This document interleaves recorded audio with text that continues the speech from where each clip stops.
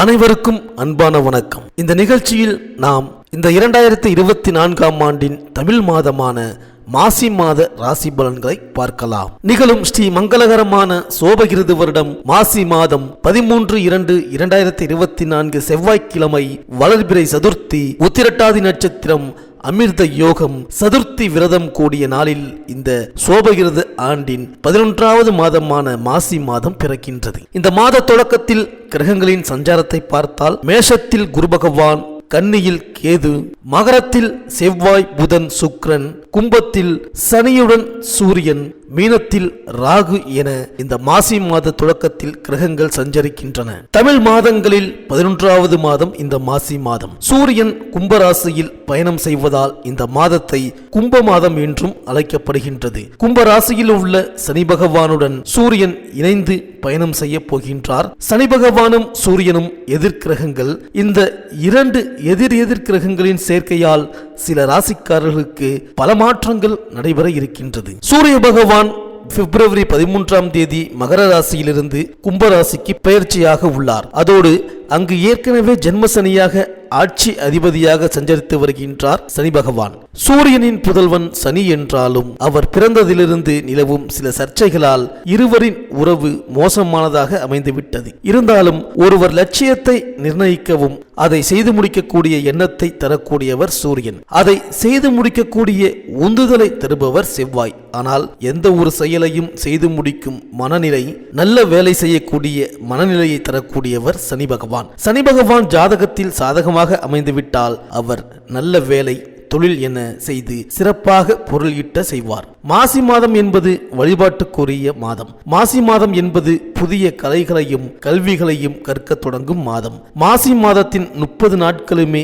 விசேஷமான நாட்கள் தான். எல்லா தெய்வங்களுக்கும் சிறப்புமிக்க மாதம் என்று போற்றப்படுகின்றது இந்த மாசி மாதம். திருமால் மகா விஷ்ணுவாக அவதாரம் எடுத்த மாசி மக நட்சத்திர திருநாளில்தான் மாசி மாதத்தில் வருகின்ற சங்கடகர சதுர்த்தி மிக மிக விசேஷம். இந்த நாளில் விரதமிருந்து வேண்டுவோருக்கும், பிள்ளையாருக்கு அருகம்புல் மாலை சார்த்தி வேண்டுவோருக்கும் எல்லாவித தோஷங்களில் இருந்தும் விடுபடச் செய்வார் பிள்ளையாரப்பன். மாசி மாதத்தன்றுதான் பார்வதி தேவி காளிந்தி நதியில் தாமரை மலரில் வலம்புரி சங்காக தோன்றினாள். சிவபெருமான் நிகழ்த்திய திருவிளையாடல்கள் ஏராளம். இப்படியான திருவிளையாடல்கள் பலவற்றை நிகழ்த்தியது இந்த மாசி மாதத்தில்தான். எனவே மாசி மாதம் முழுவதுமே சிவ வழிபாட்டுக்கு உரிய மாதம். மாசி மாதத்தன்று மந்திர உபதேசம் பெறுவதும் உபநயனம் செய்வதும் சிறந்தது. ஆழ்வார்களில் ஒருவரான குலசேகர ஆழ்வார் மாசி மாதம் புனர்பூச நட்சத்திர நாளில்தான் அவதரித்தார். அன்னதானத்தின் பெருமைகளை உணர்த்துவது இந்த மாசி மகம். எனவே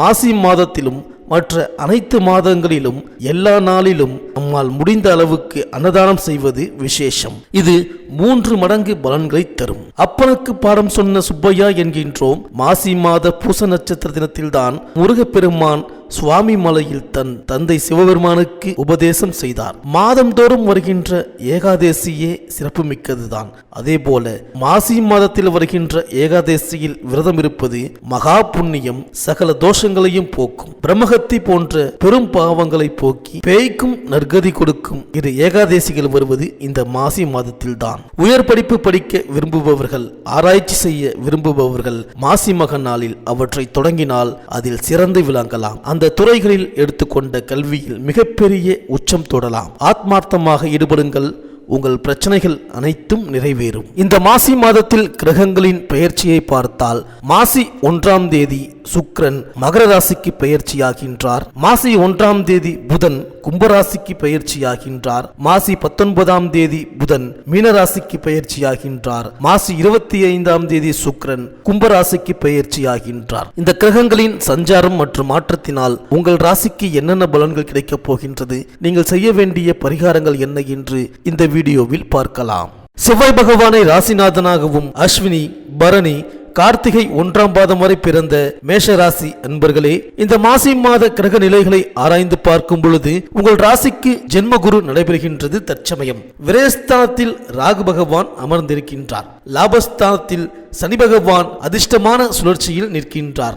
எந்த விஷயமுமே உடனடியாக நல்லபடியாக மாற வேண்டும் என்பதை இலக்காக வைத்திருக்கின்ற உங்களுக்கு இந்த மாசி மாதம் ஏகப்பட்ட மாறுதல்களை தந்து புதிய அனுகூலத்தை அடையப் போகின்றீர்கள். உங்கள் ராசிக்கு 11ஆம் இடத்தில் இருக்கின்ற சனி பகவான் ஒருவர் மட்டும் போதும் உங்கள் இமாலய கஷ்டங்கள் அனைத்தையும் சரி செய்ய போகின்றார். கேது பகவானும் ராசிநாதனான செவ்வாயும் சூரியனும் மிக பிரமாதமான அமைப்பில் வலம் வருவதால் நீங்கள் திட்டமிட்டிருப்பதை எல்லாம் எளிதாக சாதிக்கப் போகின்றீர்கள். குடும்பத்தை சரிவர கவனிக்க முடியாத சூழல்கள் மாறப்போகின்றது. பொருளாதார ரீதியான கஷ்டங்களும் அவஸ்தைகளும் தீரப்போகின்றது. தினசரி வருமான நிலைமை உயர்ந்து வாழ்க்கை தரத்தை உயர்த்தி கொள்ளப் போகின்றீர்கள். ஆரோக்கிய சம்பந்த கஷ்டங்கள் அனைத்தும் தீரப்போகின்றது. திடீர் வருமானம், கமிஷன், ஆதாய வரவுகள் என்றபடி ஏற்றத்தை தரும் இந்த மாதம். நீங்கள் ஈடுபடுகின்ற காரியங்களில் வெற்றி, அனுகூலம் உண்டாக போகும். உங்கள் வாழ்க்கை துணையின் வாரிசுகளின் ஆசைகளை பூர்த்தி செய்ய போகின்றீர்கள்.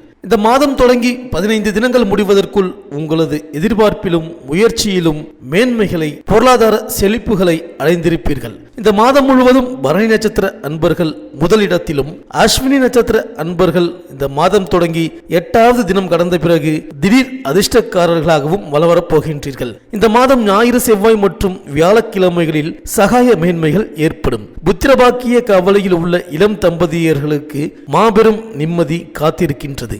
மேலும் மாத தொடக்கத்தில் உங்கள் ராசிக்கு 11ஆம் இடத்தில் சனி பகவான் சஞ்சரிக்கின்றார். அந்த இடம் லாபஸ்தானம் என்று சொல்லப்படுவதால் இதுவரை எவ்வளவு முயற்சி செய்தும் முடிவடையாத தொழில் தொடர்புகள், உத்தியோக முன்னேற்றங்கள் இப்பொழுது முடிவடைந்து சந்தோஷத்தை வழங்கும். கூட்டு தொழிலில் இருந்து விலகி சுய தொழில் செய்ய எடுத்த முயற்சி கைகூடும். உத்தியோகத்தில் உள்ளவர்களுக்கு எதிர்பாராத பதவி உயர்வும் ஊதிய உயர்வும் கிடைக்கும். மேலும் உங்கள் ராசிக்கு 11ஆம் இடத்தில் சஞ்சரிக்கும் சனி பகவான் உங்கள் ராசியை பார்ப்பதோடு 5, 8 ஆகிய இடங்களையும் பார்க்க போகிறார்.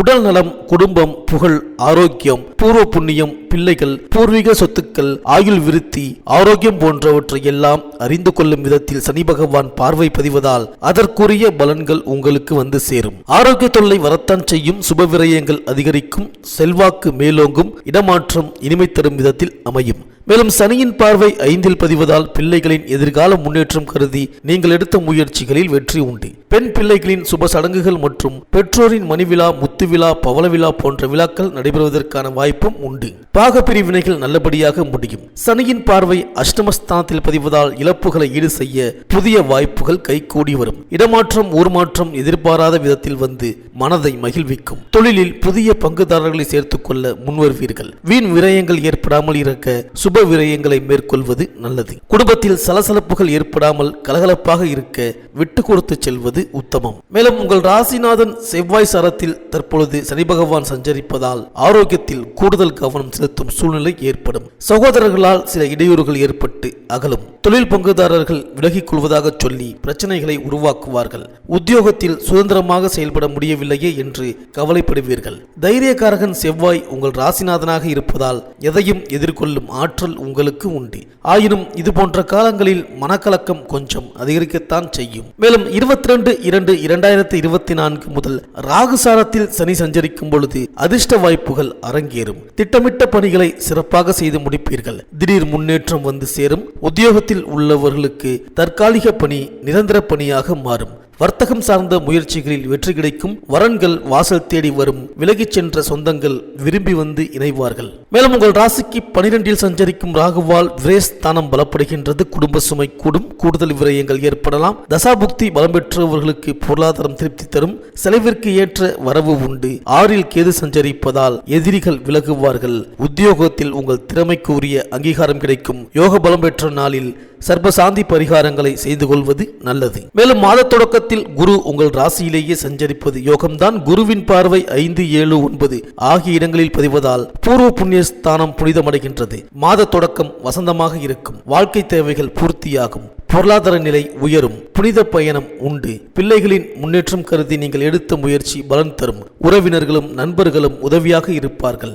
உடல் நலத்தில் சிறு சிறு தொல்லைகள் ஏற்பட்டாலும் கடமையிலேயே கண்ணும் கருத்துமாக இருந்து காரியங்களில் வெற்றி பெறும் நேரம் இது. இந்த மேஷராசி பெண்களுக்கு வாழ்க்கை துணையால் ஆச்சரியப்படும்படி ஆபரண சேர்க்கை உண்டு. மாணவர்களுக்கு உயர்கல்வி சார்பான அனுகூலத்தை நீங்கள் அடைந்து விடுவீர்கள். விவசாயிகள் உங்களது நிலபுலன்களுக்கு அருகாமையில் உள்ள நிலபுலன்களை வாங்க இருக்கின்றீர்கள். கலைஞர்களுக்கு போட்டி எதிர்ப்பு விஷயங்கள் சட்டென்று விலகப் போகின்ற மாதம் இந்த மாசி மாதம். அரசியல்வாதிகளுக்கு கட்சி மேலிட ரீதியான சகாய அனுகூலங்களை அடையப் போகின்றீர்கள். உங்களுக்கு அனுகூலமான நட்சத்திரங்கள் கார்த்திகை, ரோகிணி, திருவாதிரை, பூசம், பூரம், சித்திரை, சுவாதி, உத்திராடம், அவிட்டம். அதிர்ஷ்டமான நாட்கள் ஆங்கில தேதியில் பிப்ரவரி 13, 15, 17, 19, 21, 22, 25, 26, 28 மற்றும் மார்ச் 1, 2, 3, 5, 7, 11, 13. இந்த மாசி மாத வியாழக்கிழமைகளில் ஸ்ரீ குரு பகவானுக்கு அபிஷேக ஆராதனை செய்து வழிபட்ட பின் ஸ்ரீ பத்ரகாளியை வழிபட்டு வாருங்கள். இந்த மேஷராசி அன்பர்களுக்கு இந்த மாசி மாதம் அனைத்தும் நன்மையே நடக்கும்.